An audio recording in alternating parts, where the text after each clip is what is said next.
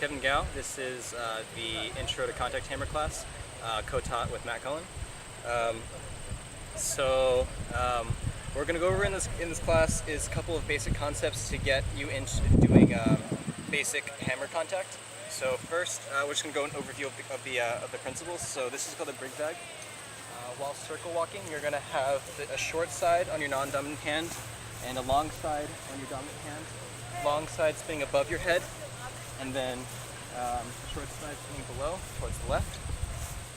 What you're going to do is you're going to release, neck roll, catch, back into brig bag. So that's one drill.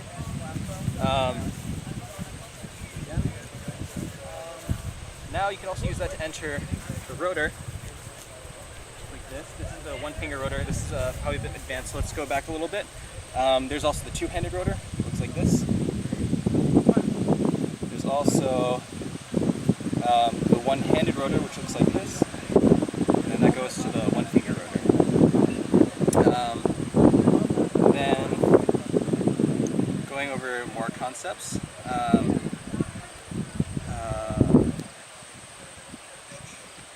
I guess I'll just start with discussing how the brig zag works. So I described it a bit earlier.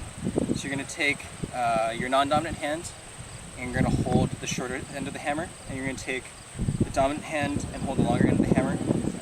You're going to have the non-dominant hand holding the point node, and you're going to skip a node and have the other one holding the opposite shoulder node. What helps is you want to start with like a big circle walk.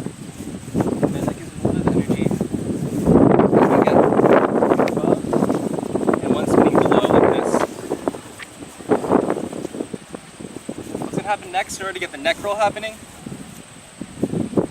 is you're going to get you're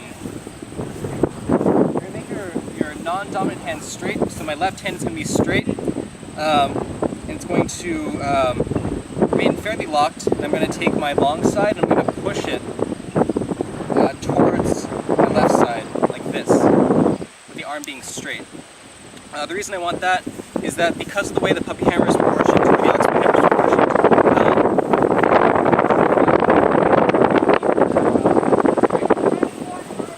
and once it's there, you're going to do an extra pull this way to send the hammer going fully around the neck. So it looks like this. And afterwards, you can do is you can just go ahead and grab the short side node again, and then you can cycle this pattern. So the next thing I taught in this class was how to do a rotor. So the way you start a rotor is you hold the inner shoulder nodes. The left side, if you're right side dominant, it's left side palm up, right side palm down. You're going to walk in a circle again to get energy in the hammer. And what you're going to do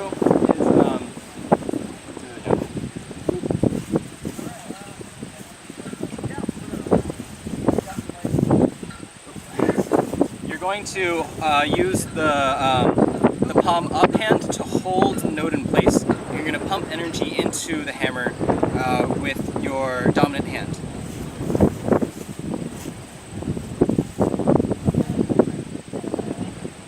So the goal of the non-dominant hand is just to hold the node in place, so it's always twisting and rotating to grab the node. And then the dominant hand is just grabbing the non-grabbed shoulder node, and it's going to just be pushing it towards the opposite side to get energy into the hammer. So that's the two-handed rotor. You can also learn it with the other way around, with the right hand being the one that's twisting around and the left hand being the one pushing energy in the hammer. And switch. These are all valid ways to learn this move. And then a bunch of people ask me how to do one-handed rotors, or how to learn finger rotors. So the way you learn one-handed rotors is the issue is you have to prevent creep from happening in the hammer. So what I mean by creep is if I'm just spinning a one-handed rotor and I don't do anything in addition to giving it energy, my arm will move towards the center of the hammer. So what I need to do is I need to push out against the rope to prevent my arm from moving towards the center.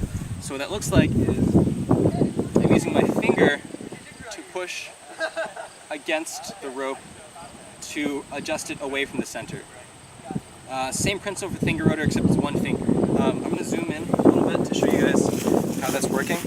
So with the one-handed rotor, I'm literally pushing against the hammer this way.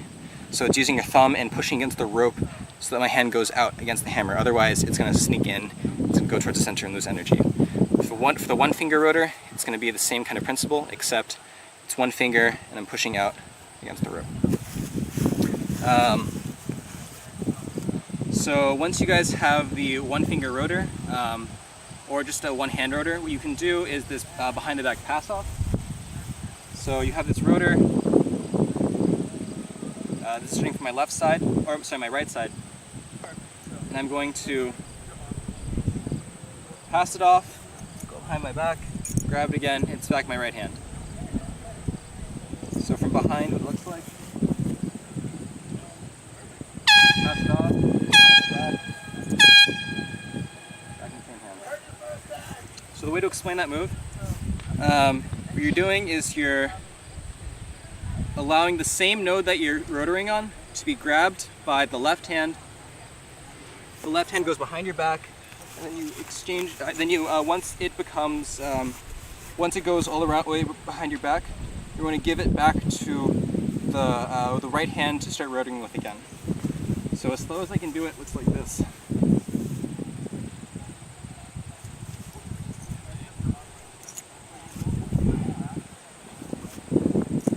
Times.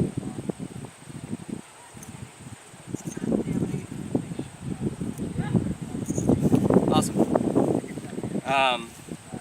So then, I taught a few people how to do something called a rotor fall. So what the rotor fall is spinning a one-finger rotor, and you let it slide down your body by letting go of the rotor. It's like this. Let's do it again.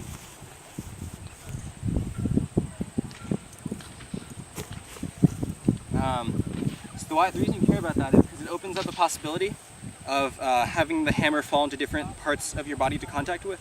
So if you want to get in your shoulder, you can do this contact. And if you learn left side, right side rotor falls, you can do moves like this, where you contact it like that. Let's do it again.